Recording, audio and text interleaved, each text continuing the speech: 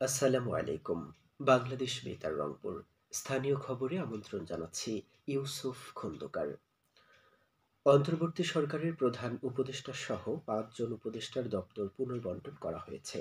প্রধান উপদেষ্টা ডক্টর মোহাম্মদ ইউনূস, সালেহ উদ্দিন আহমেদ, হাসান আরিফ, অবসরপ্রাপ্ত brigadier general doctor M Sakhawat Hossain এবং শারমিন এস মুর্শিদদের দপ্তর পুনর্বণ্টন করা হয়েছে। গতকাল এ সংক্রান্ত প্রজ্ঞাপন জারি করেছে মন্ত্রিপরিষদ বিভাগ।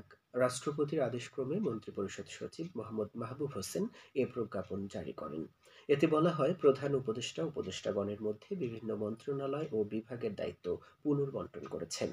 এতে প্রধান উপদেষ্টার অধীনে দায়িত্বে থাকবে ৬টি মন্ত্রণালয় ও বিভাগ। এসব হচ্ছে মন্ত্রিপরিষদ বিভাগ, প্রতিরক্ষা মন্ত্রণালয়, সশস্ত্র বাহিনী বিভাগ, খাদ্য মন্ত্রণালয়, জনপ্রশাসন মন্ত্রণালয় এবং বেসামরিক বিমান পরিবহন ও পর্যটন মন্ত্রণালয়। এর আগে তার দায়িত্বে ছিল মোট ১০টি মন্ত্রণালয় ও বিভাগ। অর্থ ও বাণিজ্য মন্ত্রণালয়ের উপদেষ্টা সালেহ উদ্দিন আহমেদকে আগের দুটি মন্ত্রণালয়ের সঙ্গে বিজ্ঞান ও প্রযুক্তি মন্ত্রণালয়ের দায়িত্ব দেওয়া হয়েছে।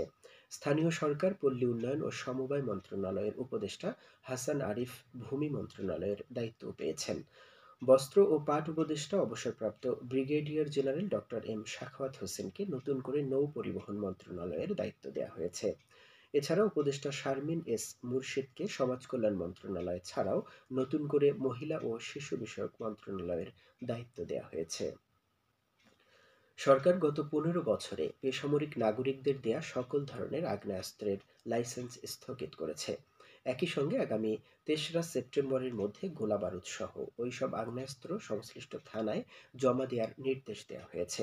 দেশের সংশ্লিষ্ট সকল জেলা ম্যাজিস্ট্রেটগণ স্বাক্ষরিত এক গণবিজ্ঞপ্তিতে এ তথ্য জানানো হয়েছে।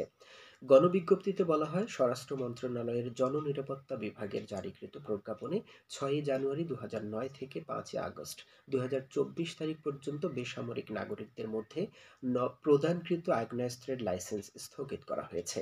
এসব লাইসেন্সধারীকে আগামী ৩রা সেপ্টেম্বরের মধ্যে আগ্নেয়াস্ত্র ও গোলাবারুদ সহ সংশ্লিষ্ট থানায় জমা দেওয়ার জন্য অনুরোধ করা হয়েছে। জয়পুরহাটের পাঁচবিবি উপজেলার চম্পাতলী এলাকার আলোচিত পুলিশ বক্স পোড়ানো মামলা থেকে উপজেলা পরিষদের সাবেক চেয়ারম্যান সহ জামাতে ইসলামী এবং ছাত্র শিবিরের ১০৫ জন নেতাকর্মীকে অব্যাহতি দিয়েছে আদালত। গতকাল জয়পুরহাটের অতিরিক্ত জেলা ও দায়রা জজ মোহাম্মদ নুরুল ইসলামের আদালতে এই মামলা থেকে আসামিদের অব্যাহতি দেওয়া হয়। মামলার বিবরণে বলা হয়, গত ২০১৪ সালে উপজেলার পাঁচবিবি থেকে হিলি সড়কের চম্পাতলী এলাকায় পুলিশ বক্স রাতের আঁধারে কে বা কারা আগুন দিয়ে জ্বালিয়ে দেয়।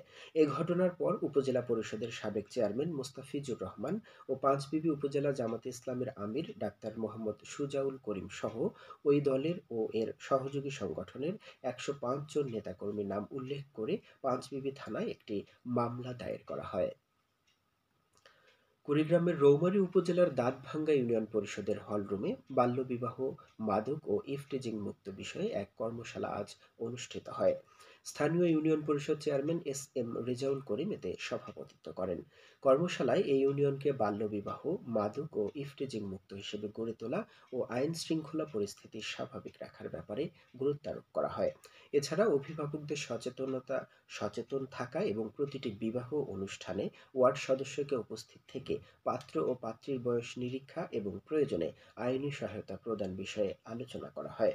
কর্মশালায় ইউনিয়ন পরিষদের সদস্য, বিবাহ রেজিস্ট্রার, বিভিন্ন বিদ্যালয়ের প্রধান শিক্ষক, ইমাম এবং এলাকার গণ্যমান্য ব্যক্তিগণ উপস্থিত ছিলেন।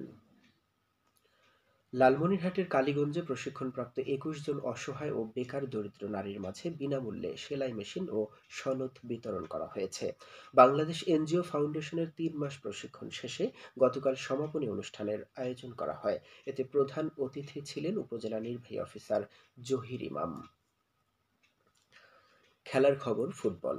কুড়িগ্রামের রৌমারী উপজেলার বাইটকামারী হাইস্কুল মাঠে অনুষ্ঠানরত শহীদ মুক্তিযোদ্ধা আব্দুল মজিদ ফুটবল টুর্নামেন্টের ফাইনাল খেলা আজ বিকেলে অনুষ্ঠিত হবে।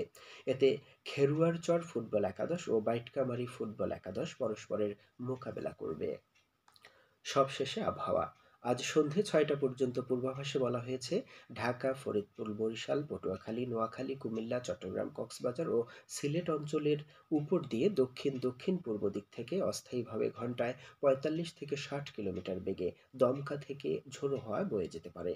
সেই সাথে বৃষ্টি অথবা বজ্রসহ বৃষ্টিপাতের সম্ভাবনা রয়েছে। এসব এলাকার নদীবন্দরসমূহকে ১ নম্বর সতর্কতা সংকেত দেখাতে বলা হয়েছে। খবর শেষ হলো। আমাদের পরবর্তী স্থানীয় খবর প্রচারিত হবে বেলা ২টা ৫ মিনিটে।